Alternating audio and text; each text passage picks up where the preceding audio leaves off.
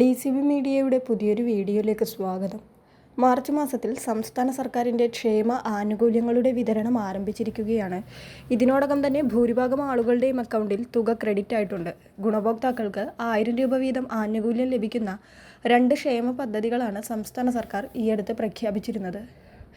35-നും 60 വയസ്സിനും ഇടയിൽ പ്രായമുള്ള സ്ത്രീകൾക്ക് 1000 രൂപ വീതം പെൻഷൻ നൽകുന്ന സ്ത്രീ സുരക്ഷാ പെൻഷൻ പദ്ധതിയും യുവതീ-യുവാക്കളെ സാമ്പത്തികമായി സഹായിക്കുന്നതിനായുള്ള കണക്റ്റ് വർക്ക് സ്കോളർഷിപ്പ് പദ്ധതിയുമാണിത്.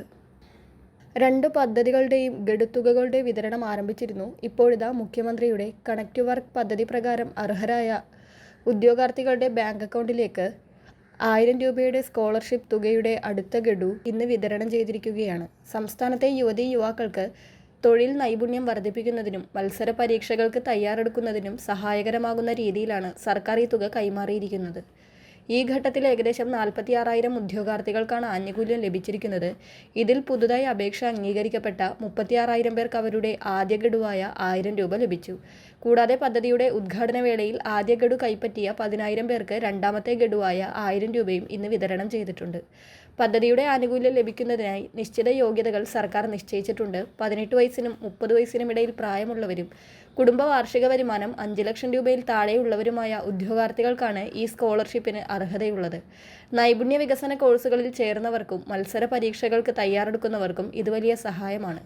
അപേക്ഷ സമർപ്പിക്കാൻ ആഗ്രഹിക്കുന്നവർക്ക് ഓൺലൈനായി ഇപ്പോഴും അപേക്ഷിക്കാൻ അവസരമുണ്ട്. സ്മാർട്ട് ഫോൺ വഴിയോ അക്ഷയ കേന്ദ്രങ്ങൾ, ജനസേവ കേന്ദ്രങ്ങൾ എന്നിവ മുഖേനയോ അപേക്ഷ സമർപ്പിക്കാം.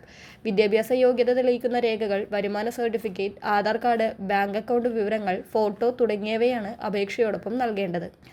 ആകെ 5 ലക്ഷം പേർക്കാണ് ഈ പദ്ധതിയുടെ പ്രയോജനം ലഭിക്കുക. മുൻപ് അപേക്ഷ നൽകിയിട്ടും തുക ലഭിക്കാത്തവർ അടുത്ത ഗഡു വിതരണത്തിൽ ഉൾപ്പെടും. അപേക്ഷ നിലവിൽ പ്രോസസ്സിംഗിലുള്ളവർക്ക് അത് അംഗീകരിക്കപ്പെടുന്ന മുറയ്ക്ക് തുക അക്കൗണ്ടിലേക്ക് എത്തുന്നതാണ്. തുക ലഭിക്കാത്തവർ തങ്ങളുടെ ആപ്ലിക്കേഷൻ സ്റ്റാറ്റസ് കൃത്യമായി പരിശോധിക്കേണ്ടതാണ്. അതോടൊപ്പം അടുത്തു തന്നെ സ്ത്രീ സുരക്ഷാ പെൻഷൻ പദ്ധതിയുടെ അടുത്ത ഗഡുവായ 1000 രൂപയുടെ വിതരണവും ഉണ്ടാകുന്നതാണ്. അതോടൊപ്പം ഈ മാസത്തെ ക്ഷേമ പെൻഷൻ വിതരണവും സർക്കാർ നേരത്തെ തന്നെ പ്രഖ്യാപിച്ചിട്ടുണ്ട്. ഇലക്ഷൻ പ്രഖ്യാപനം എത്തിയാൽ വിതരണം തടസ്സപ്പെടാതിരിക്കാനാണ് നേരത്തെ തന്നെ പെൻഷൻ വിതരണം പ്രഖ്യാപിച്ചിരിക്കുന്നത്. 21-ന് ശേഷം പെൻഷൻ വിതരണ തീയതി അറിയിപ്പ് എത്തുന്നതായിരിക്കും.